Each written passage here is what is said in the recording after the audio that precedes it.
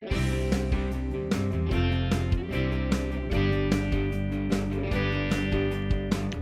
welcome to a lesson about the domino game called Texas 42. In this video, I'm going to be talking about Texas 42, and I'll just say 42. So every time I say 42, unless I'm specifically talking about a number, it will be about the game. All right, so I'm going to use a program that I use on my iPad to play 42 as a way to demonstrate how to play the game. So hopefully you'll get a good sense of the basics of it, and I'll play some different variations and so forth and try to give you some strategy tips along the way. There's actually a lot of different ways to play 42. It's good to get started with the basics, which I'll try to stick to that, and then I'll do some hands later on that are a bit more advanced and give you some ideas. One of the things to keep in mind as you learn how to play 42 is there are several different aspects of the game to learn. Bidding is one of those. This game, Texas 42, is a game that has trumps in it, but it's played with dominoes rather than cards. So your trumps will be based on either a type of domino or one of the numbers on the dominoes. Another aspect is playing offensively, playing the hand, whether you've won the bid or whether you've lost the bid or whether your partner has won the bid. And so you play either defensively or offensively trying to catch tricks. Another thing that you have to think about is how the count works in 42. Multiples of 5 count 5 points either for you or against you. And each trick, there are 7 tricks in every hand. Each of those tricks counts as a point. That's how you get to the number 42 in the first place. There's 35 uh, count dominoes or dominoes that have count on them that add up to 35, and then 7 tricks makes it 42. All right, so let's load up this program. I'm going to be playing in the single player mode here to show you a little bit about it. The very first thing that happens when you play 42 is you decide who will be the quote unquote dealer. You don't actually deal dominoes per se because everybody chooses their own dominoes, but you have to have a place where the hand starts. And so if I become the dealer, the person to my left becomes the first bidder, and then it goes around the table, and everybody gets one chance to bid. The minimum starting bid is 30, and it can go up to as high as 42, which is what's called a mark.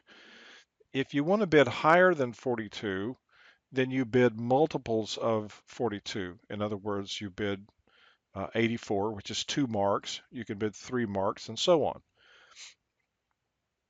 You can bid in this particular game. The highest that I believe you can bid is up to 4 marks, something like that, which is a little bit rare, but happens on occasion.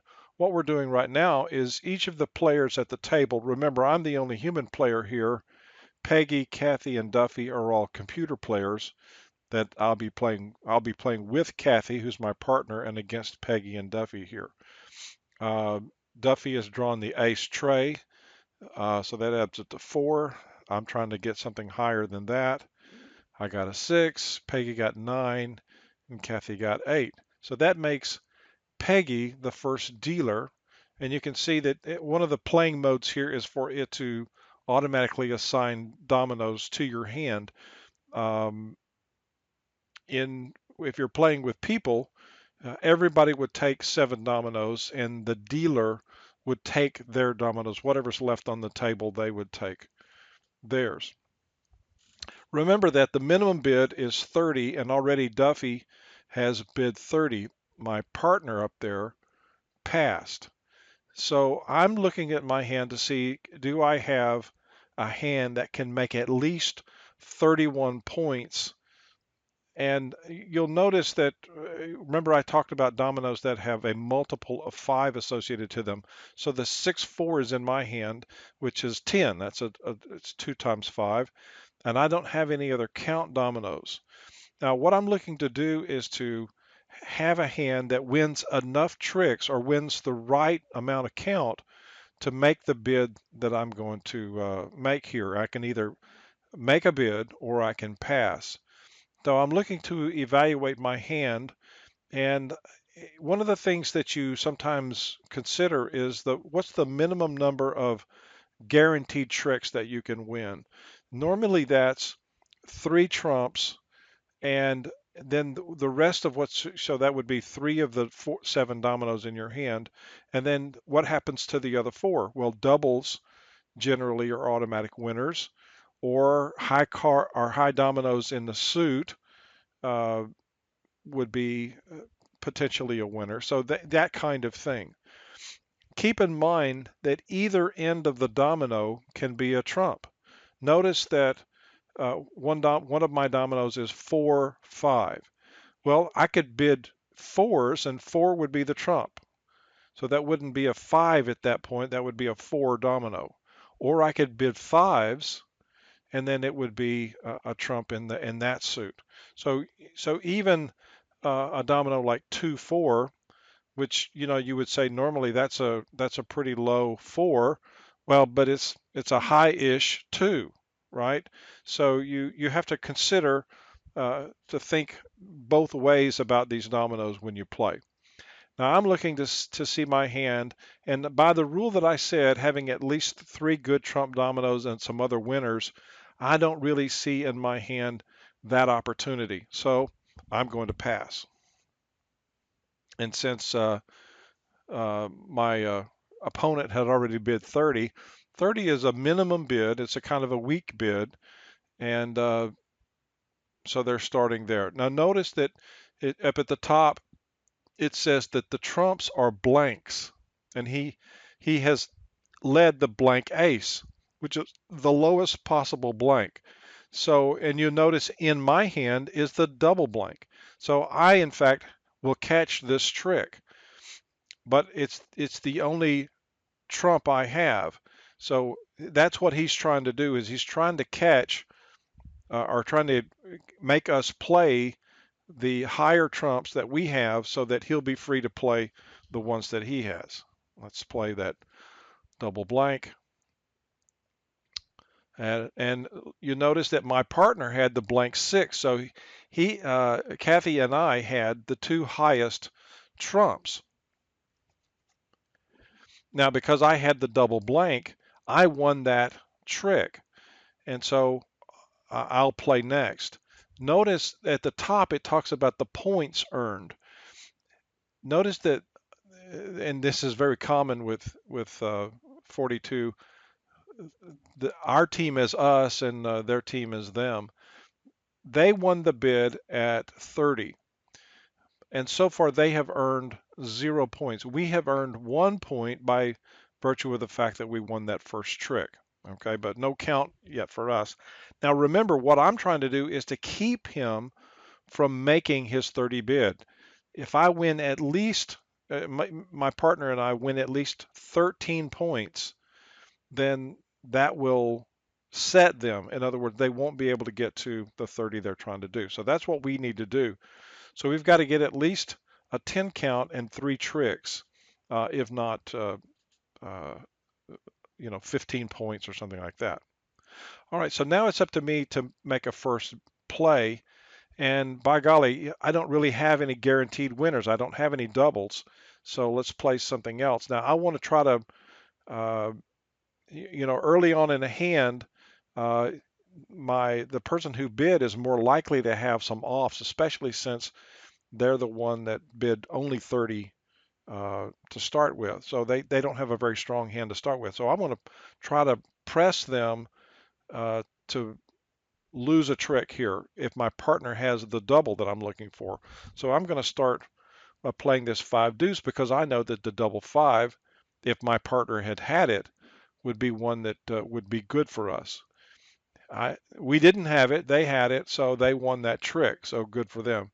Now my opponent played the double tray, so it's threes to me, and both my partner and his partner, or her partner I should say, neither one had a 3, only I do. So I'm going to play my tray 5. Now you might say, well, why didn't you play the tray 4? Notice that one of the dominoes that I have is a 6-4, which is not a guaranteed winner, but it's 10 points, and I want to try to hold that till a point where I can play it and know that we're going to capture those points. And because it's a 4, you'll notice that in my hand I actually have a bunch of 4s. So but you might only have 1 or 2 4s in your hand in other situations, and you want to try to protect those count dominoes as much as you can. So if somebody leads a 4, but you know you're not going to win it, then you play something else and protect that count domino. In this particular case, um, uh, the double ace has led. I'll play that 4 deuce, and they won that trick. And so now we're getting into a different area. A 6 led, and I must play the 6. I must follow suit. So here's where they're going to win that 6-4 that I was trying to hold for us. So they've done that. Notice right now, and I want you to notice a couple of things about what's happening here. As each trick is played, the finished trick is stacked up in the column to the right. Now this is the common way to play 42 so that the dominoes that have been played are always visible. And it's very common for people to peek over at that pile. It's not illegal, it's just one of the things that you do as you play, to peek over at that pile to see which dominoes have been played. He's leading this blank here, and he knows how many blanks have been played already. 4 have been played. This is the 5th one, um, and it's still not a high one. So we don't know yet if he's got all of those, or if he's still trying to finesse out another blank here. So I'm going to play my tray 4, and sure enough, his partner had a higher domino. Now you notice that that 5 count that came in on that last trick gave them enough points now that they have made at least their 30-point bid. So they have 35, and they have automatically won this hand. All right. So there's no need to play out the rest of the hand because they've already won it. Now this is if you happen to buy this particular application on your iPad, you'll notice that it now has revealed the remaining dominoes that were on the table that are unplayed. And this is really the only time that that happens. One of the things that I have contacted the developer for this application and asked him for 2 things. One is to be able to replay a hand and to be able to reset a hand so that with all the dominoes up, so that you can study the way that the dominoes were distributed across all the players. Because while you're playing, you may not remember how it happened and what you were doing. So it's good to be able to review what you're doing and that sort of thing. And it's good to be able to replay a hand like you see in bridge games and things like that, so that you get a more practice at it. In this case, we're done with this hand. I'll say, let's continue. And it resets and shuffles and distributes the dominoes for the next one.